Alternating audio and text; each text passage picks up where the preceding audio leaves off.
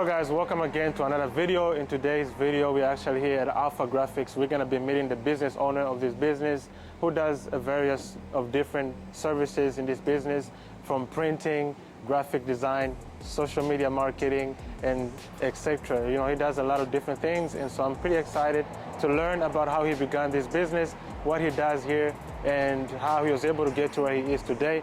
So we're going to be walking inside and we're going to meet the CEO and the owner of Alphagraphics. Follow me inside and let's go.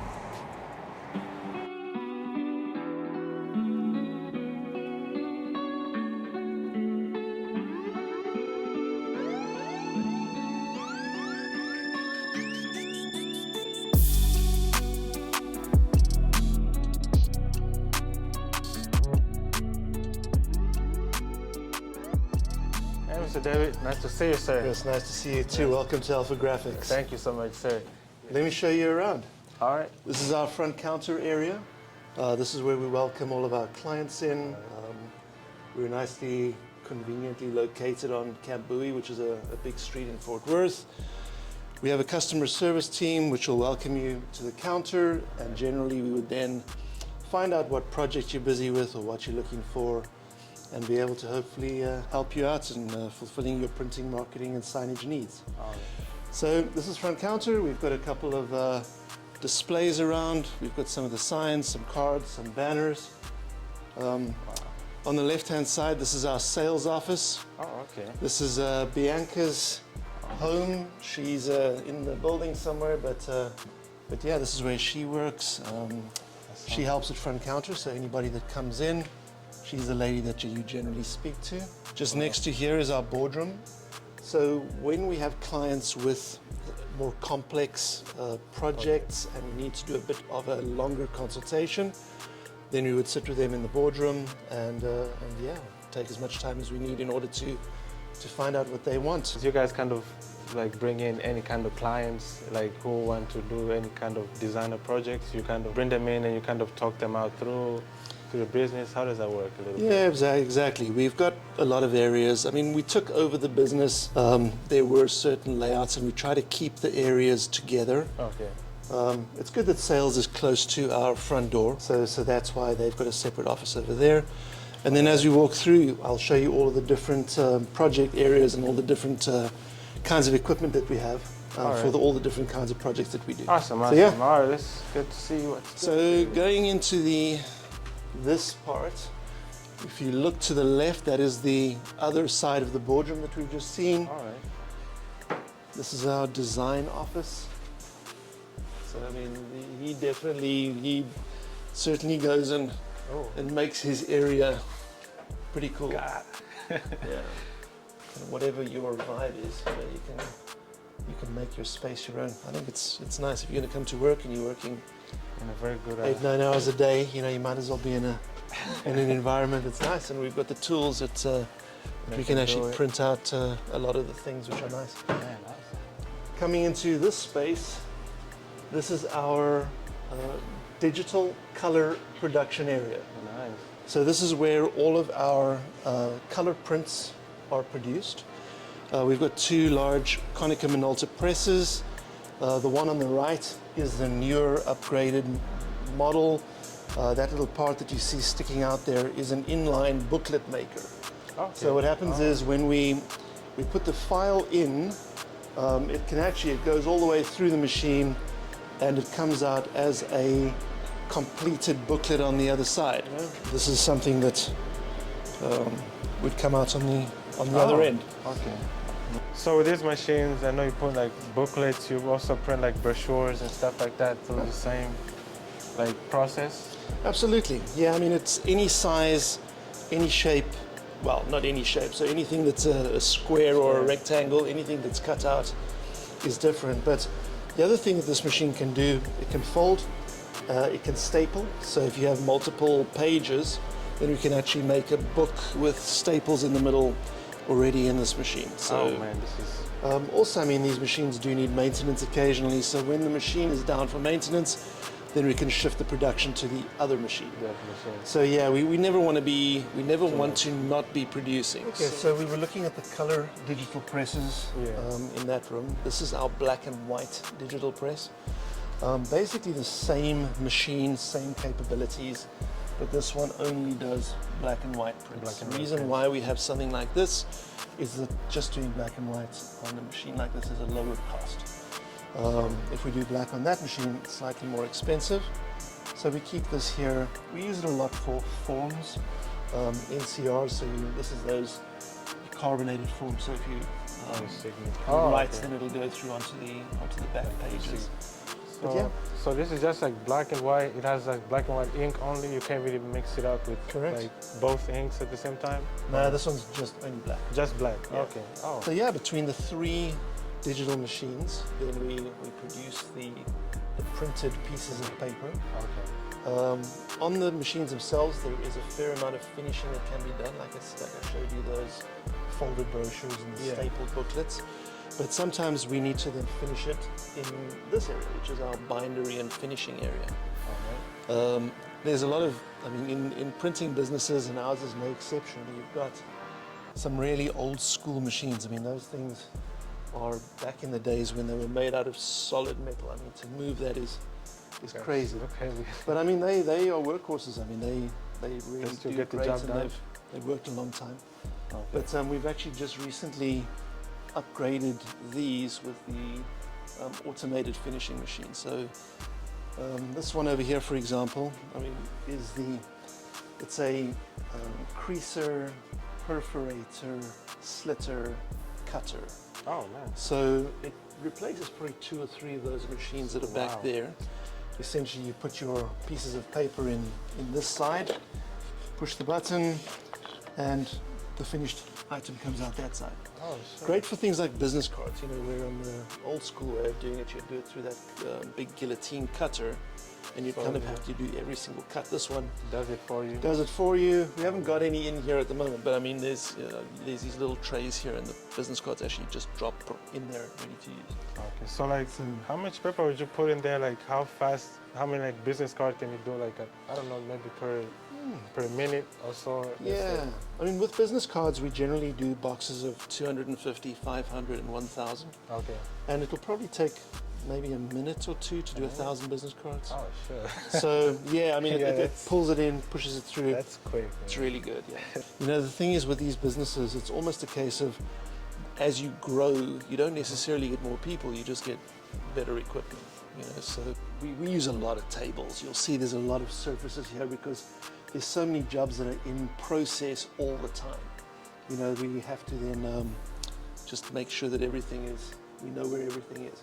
But I mean, it's essentially one long chain, you know, so it starts and it actually kind of works its way through the store. So it starts with the clients and Bianca, and then they'll enter into the system. And I'll show you a little bit of the computer system now, but we run everything on our in-house production management, customer relationship management system. And then at that point, they already put in everything that needs to be done on the job. So we'll know what the size is, what the paper is, what the quantity is, and we'll know what needs to be done. So if it needs to be cut, then Bianca will already put on there that it needs to be cut, if it needs to be creased, if it needs to be folded, even how it goes out the door, you know, if it's couriered or if it's being collected. I guess you don't really work, you don't need like a big team to kind of get this job done. So it's maybe a few people kind of just doing a little bit of computer work and coming on the floor and touching on things, or? Correct. I mean, we're in a pretty big environment, but we're a team of 5 at the moment. We're looking for a 6th. But yeah, I mean, we do everything here with a fairly small team.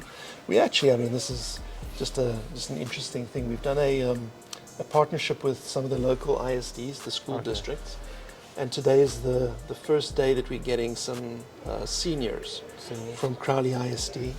We've actually got a print shop in their training center at school. So kids are being taught how to do bindery, how to do printing, how to do signage, everything that we do. And they are partnering with companies like ours just so that the kids can come and get some real kind of workplace experience. This is where we make our signs for clients. We do stickers, we do labels, you see those stickers that are on the cupboards there? I mean, that's something that we produce and we did for ourselves. I mean, we've got nice big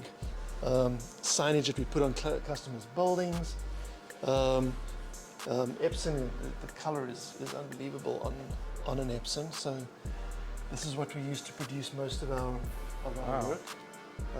We have a plotter which cuts it to whatever shape we want to cut it. A laminator where we actually will then protect it from the Texas sun.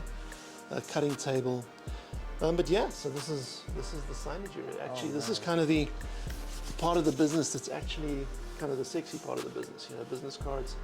You've seen a lot of business cards. Yeah. But signs, So they this is really can actually be really big. They can be exciting.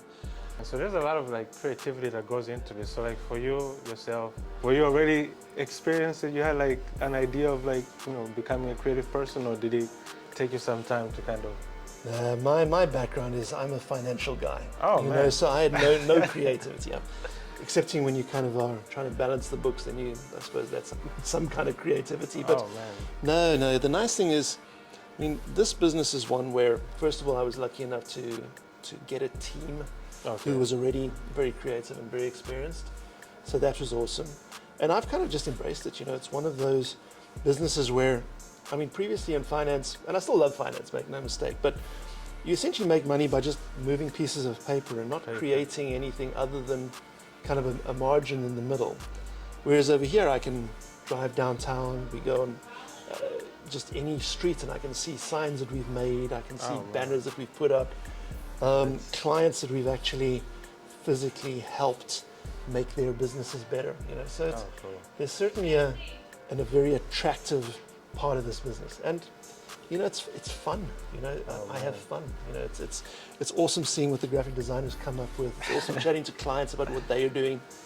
So yeah, for an accountant, financial guy, it takes a lot of creativity. But I know, like, it's very surprising that you kind of do a lot of, you know, financials, and then you come here and then like actually adapt into this graphic design. Yeah, look, I think, I mean, in any business, you know, if you're in a creative business, you either have to be creative yourself or have people employed who are. Okay. But business is, I think, about structure. You know, it's about processes, it's about, you know, financials. You need to know the money coming in and the money going out. Yeah. So it's good to have a balance of the two. And if you're a creative guy, you know, you need to employ somebody who's good at the boring stuff, the financial stuff. If you're a financial guy, you know, make sure that you're employing creative people. Okay. And hopefully you can kind of develop into being good at both. But I know you just walked through your business and you told us and you showed us around about, you know, different things that you guys do, or different kind of machines. So I kind of want to ask you, maybe for some people that are kind of watching this video right now, they're kind of wondering, like, almost like where you started, you know, how did you begin? Can you just tell us a little bit about, you know, your background as an entrepreneur, where you started and how you were able to get where you are today? As an entrepreneur, I started early. I mean, I'm 52 now, so I started working in South Africa. Okay. I started working in about, what was it, 1990? 2000. So I started my life in wanting to be an auditor. I'm a financial guy, and that's what I'm good at. I thought I was going to be a CA and a CPA, we call it in the US. I started at a company called Nashua in South Africa, who was the distributor of Ricoh products. And it was a franchise, and the plan was to buy the franchise. So I was there CFO for probably 10, 11 odd years. Oh, wow. And basically I got an opportunity to buy a finance company. So like I was saying to you earlier, the machines that we have here are all leased. So that was the industry that I was able to then buy a business, and that's where I started. So I started, I think it was 2003 probably. 2003. You know, It it was a great opportunity, which I then took. I took the opportunity then to become my own boss. I bought it had a small staff, but it was in an industry which I knew very well after having worked at Ricoh for so many years. And we did really nicely. We did some pretty innovative things in the financial world.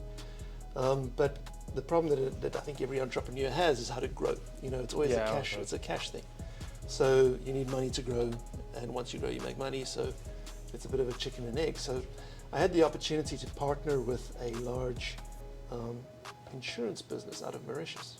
Okay. and took the opportunity to do that. They were able to put capital into the business, and we grew the business quite quickly. So having that partner helping one grow is great. That's great. You know, it was a nice relationship in that I still had the control and the vision and everything. It was still essentially my business, and the partner just relied on me to do well and Okay. make us all profits.